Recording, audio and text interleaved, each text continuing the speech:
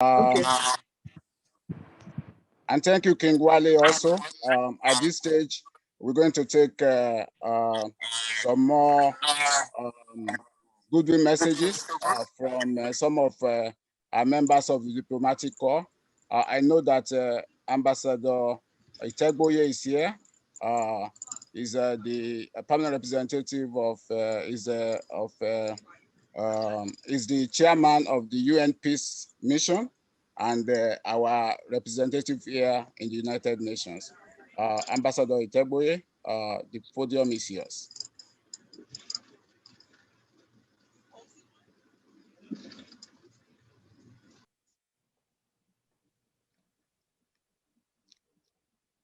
Please just give me one second.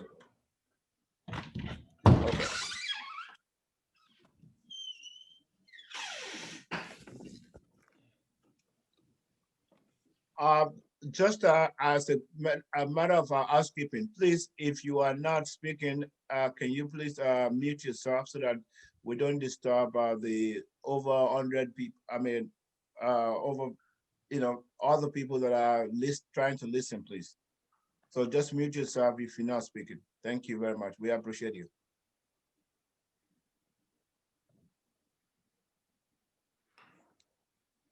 So Ambassador Itegboje said we should give him a minute. He's the Child Affairs of Nigeria's permanent mission to the United Nations and chairman of the UN Peace Committee. Ambassador Itegboje, the floor is yours. I think you are muted. Okay, no, I'm on now. Can you hear me? Yeah. Thank you very much. I didn't know that it was going to get to my turn so soon. The moderator, the chairman, board of directors, outgoing chairman, board of directors, NIDO, Americas, USA, excellencies, special guests, distinguished panelists, fellow Nigerians, friends of Nigeria, ladies and gentlemen. I would like to begin by wishing everyone a Merry Christmas and a prosperous, happy, joyful, healthy, stable, predictable, blessed, wonderful 2021. I can go on and on with all the blessings we need for next year, and God knows we need them, especially when we consider what a horror show that 2020 has been for most of the world's population. Many lives have been lost, families have been shattered, healthcare systems have been overwhelmed, children have been deprived of education, churches, mosques, and other places of worship have been closed, businesses have been destroyed, economies have been decimated, insecurity has skyrocketed, civil unrest has become pervasive, and all these negative realities and much more have the COVID-19 pandemic to thank. It is therefore abundantly clear that anyone who has survived 2020 in good health and is still able to stand firmly on his or her 2 feet has a reason to be grateful and to be hopeful as we look forward to 2021. That is why I'm truly honored to be a part of this important event where we are engaged in this very patriotic exercise of sharing robust ideas on how to build back better and ensure that our beloved country, Nigeria, recovers speedily and is more resilient in the aftermath of the COVID-19 pandemic. I thank the leadership of NIDO USA for putting together this excellent event, and I wish you great success in your deliberations during this summit, which is part of your 2020 annual general meeting. Let me quickly congratulate the outgoing chairman, Ms. Patience Keys, who will never take a no for an answer, and her team for doing a wonderful job. I also congratulate my brother, Dr. Remosela Idahosa, and his team on their election. Mondatra, ladies and gentlemen, I would like to make a few remarks on post-COVID recovery efforts and strategies on the international arena, and more specifically at the United Nations, where I have had the good fortune and singular privilege of serving as Nigeria's ambassador and Deputy Permanent Representative since 2017. In doing this, I will also underline Nigeria's role in these recovery efforts and how Nigeria can leverage on them. Moderator, it's no news to us that this year, the world celebrated on UN 75 under the theme, "The future we want, the United Nations we need." UN 75 marks the 75th anniversary of the creation of the United Nations from the ashes of both the First and Second World Wars in order to ensure that through international cooperation, never again would the world experience such evils. Hence, the United Nations was formed with the pursuit of world peace and security as one of its major aims. Alongside the goal of entrenching the reign of peace in the world, the United Nations was also founded to help develop friendly relations among nations, to help improve the lives of all, and to help galvanize nations to work together in the service of universal good for all. Perhaps nothing has tested the relevance of the United Nations more than the COVID-19 pandemic. Never has the world experienced a pandemic of this magnitude since the creation of the United Nations. The COVID-19 pandemic has become a one-in-a-century pandemic with grave ramifications across every aspect of life and throughout every country of the world. It has created a perfect concatenation of instabilities, including political, social, economic, security, psychological, and even spiritual instabilities.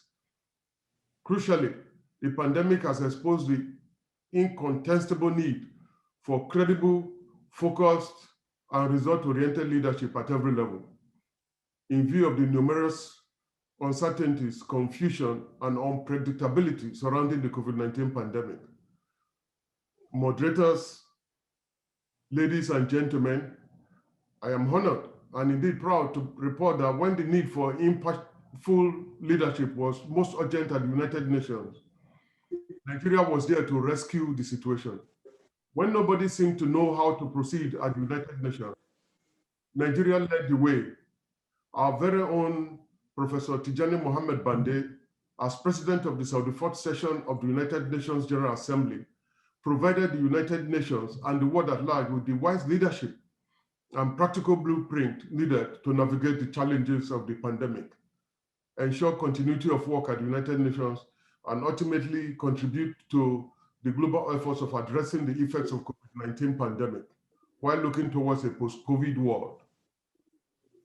By emphasizing mutual respect for one another, mutual understanding of each other's positions, and mutual cooperation for the common good, His Excellency showed that we are more united than we are divided, and that if we but put our hearts to it, nothing is beyond our reach in the pursuit of the common good for all.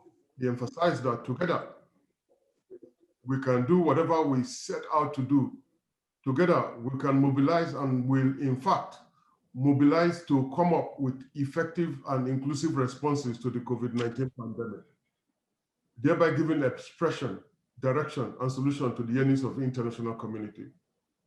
Accordingly, under the leadership of Nigeria's President of the General Assembly, the United Nations was able to navigate and negotiate and adopt several far-reaching resolutions that address the different aspects of the COVID-19 pandemic. These resolutions have laid the groundwork for a comprehensive and coordinated response to the coronavirus disease pandemic, including through canvassing for international cooperation to ensure global access to medicines, vaccines, and medical equipment to face COVID-19. Furthermore, on the 3rd and 4th of December 2020, the nations held the special session of the United Nations General Assembly in response to the coronavirus pandemic, which was called for, including Nigeria. During the special session, heads of state and government recommitted to working jointly to address every aspect of COVID-19 pandemic. Beyond the question of equitable distribution of vaccines, other major areas advocated by Nigeria include the issue of debt relief, even outright debt cancellation, to enable developing countries build back better. Moderator, Excellencies and ladies and gentlemen, as I conclude, I would like to confirm and affirm that the end of the pandemic is in sight, and we can truly talk about a post-COVID recovery for Nigeria and for the world at large. We have witnessed the rollout of several vaccines to tackle the pandemic, just as we know that several medicines and therapeutics will have been developed. I'm convinced that your deliberations will provide insights on how Nigeria can fully recover from the pandemic and build a more resilient society that can withstand future shocks of whatever magnitude and of whatever origin. This act of nation building will require hard work and the full cooperation of every citizen, both on the homeland and in the diaspora. For no nation can fully develop if any part of thereof is not operating and contributing optimally. I trust the ability of the Nigerian diaspora to contribute significantly towards the betterment of the homeland, because you have done it several times before and can do it several times over. Once again, have a wonderful summit, Merry Christmas, and a blessed 2021. I thank you. Thank you so much, Ambassador SAMSON ITEGBOJE, for your